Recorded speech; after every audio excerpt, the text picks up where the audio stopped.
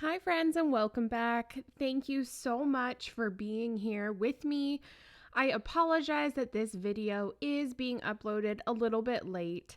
I was sick last week. It seems that I'm getting over it now, but I just appreciate all of the kind words and messages from everybody and your understanding that life is messy and things don't always go according to plan. So I love that you guys are all here on this journey with me.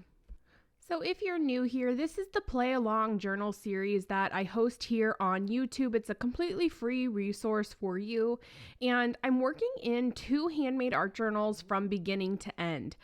So, this just shows you how I take a very similar spread that's in 2 journals and take it in 2 different directions.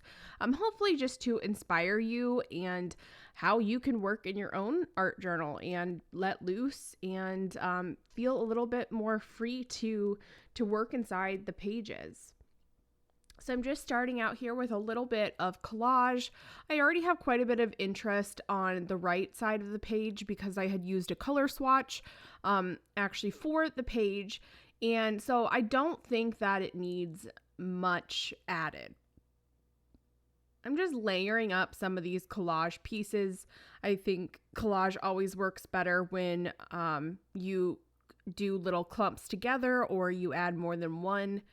I'm just taking a moment and kind of evaluating the page and what it needs. So sometimes things just kind of speak to you and you just feel your instincts and you kind of go for it. And other times it takes a little bit more effort. So I think if we start to trust our instincts and our artistic intuition, then things over time just feel better and more natural.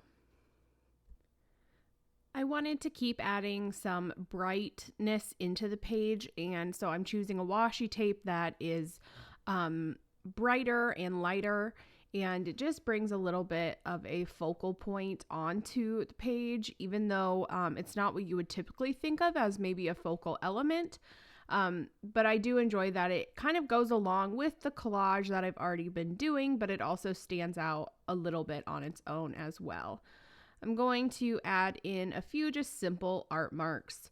Overall, I don't think that this page is anything of a showstopper, but I like how it came together, and I think the simplicity is nice, and it will go nicely with the pages that surround it. So I like to almost think of the whole journal as a piece of artwork on its own also. So if every page is jam-packed and full and busy, it can be a bit overwhelming when you're flipping through it. So I like to think of each spread as its own piece of art, but I also like to think about things as the whole too. So if you're struggling with that, and if you struggle to maybe stop and leave things simple, try thinking about it in that way, that it's okay, because in the grand scheme, when you're flipping through, it kind of gives your eye a place to rest and notice the negative spaces a little bit more. So I want to add just a little bit more and a little bit more texture, and so I'm going to use a piece of fabric and in with the collage as well. If you haven't done so already, please hit that like button and follow along. I post new videos every week, new play along journal videos, but then also other videos and tutorials as well that I think you'll really enjoy. While you're at it, if you have not checked out my free course yet, make sure to do so. Fringe Flipbook is completely free to you, and I show you how to make an adorable completely texturized flip book from beginning to end. So that link is down in the description as well. So I wanted to start off here in my teal journal, and I want a little cluster on the left-hand side. So if you've been following me on Instagram for a little while, last year I did the 100-day project, and I did small little collage clusters. Most of them were hand-stitched or at least machine-stitched. And I just really love these little clusters. This year I am doing collage clusters as well. I'm trying to get that finished up. I got a little bit behind, but those clusters are a little bit larger. But this little cluster that I'm going to make here on the left-hand side, I'm just layering fabric and paper and different mixed media supplies together. So I like to think of nothing as off limits. I love to combine different textures and elements that you normally wouldn't think of putting together. So I have a piece of fabric and then a piece of corrugated cardboard and then a little piece of velvet on top. And then I'm just stitching through those. I didn't glue or adhere them together at all first. You definitely could have, but since this is such a small piece, it's quite easy to just hold between my fingers like this, and no extra security was needed for me there, and I'm okay if things shift around a little bit. I feel like it creates a little bit more of an organic look. So I'm just doing kind of random stitches. Most of my stitching that I do ends up being pretty basic, pretty simple, but I feel like it gets the job done, and it's quite effective in the way that it looks. Sometimes the simple is better. And so I just picked a color that was slightly off tone of what I was doing. I really like to play around with tone on tone when I'm working. I do that a lot. I know especially when I do hand stitch. So in my textile adventures, I do that a lot. But just picking a color that's either slightly lighter or slightly darker than the base color that you're working on can be quite effective. So you see the marks, but it also just adds a great deal of texture, and it adds interest, but not in like a distracting way, I guess. So you don't always have to do a bright contrast color when you're thinking about this. I think it can be quite effective to do that as well. But I like to change it up and just see how it goes. So I'm just evaluating, seeing if any more stitches need to be done. It looks like I got a little knot in my thread there. So I'm just sorting that out. Hand stitching is really one of my favorite ways to adhere things together when I'm art journaling or doing mixed media projects. I know there's quite a few different ways that you can adhere things together. You can use glue, you can use a stapler, you can use your sewing machine, you can use a paper clip, a binder clip, all of these sorts of things. So for me, stitching is just another tool like those things. And for me, it becomes one of my favorites because I love the hands-on feel. I think you can get such unique looks by just adding a little bit of basic hand stitching. So in the end, this cluster only takes a couple minutes to make, but I feel like the interest that it adds on the page is something quite special. And so for me, I really find it worth it.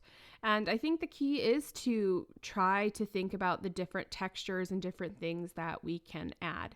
So I've been tying my knots on the front a lot lately when I do hand stitching things, and that is just a personal preference. I have not always done that, but I just like the added texture.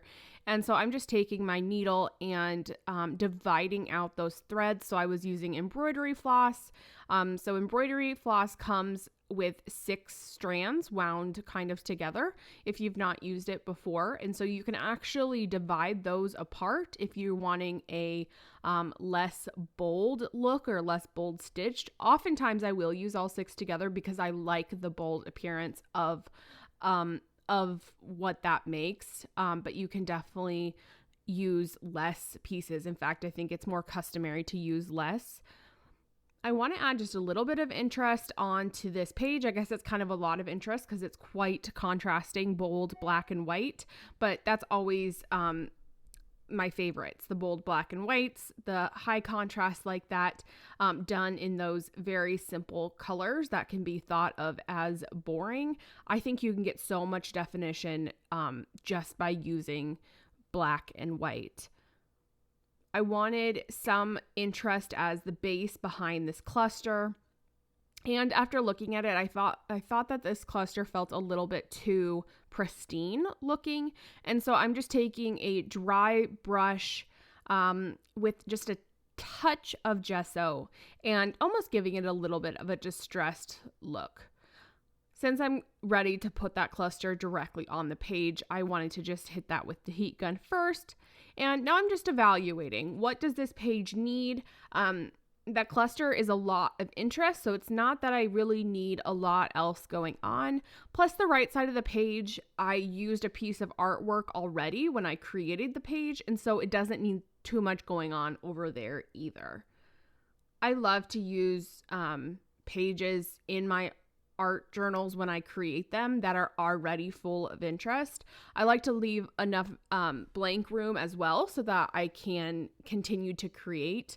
But sometimes it's fun to have that inspiration to go off of. I'm adding just a little bit of washi tape and using it like collage behind this cluster. And I feel like that's one of my favorite kind of cheater methods for collage, is just to use different washi tapes and kind of layer them together. The adhesive is already on the back, so you don't even have to worry about gluing them down. It's just kind of a fast, easy way to get some collage down on the page. I'm just using a regular glue stick to adhere this cluster. I definitely could take the time and use a stronger glue, but in the end, this journal is going to be, closed and stored that way, so I don't have any fear that it's going to fall off. Plus, it's pretty thin and lightweight. I didn't use any thing that was too heavy or that I fear would come apart or fall off the page.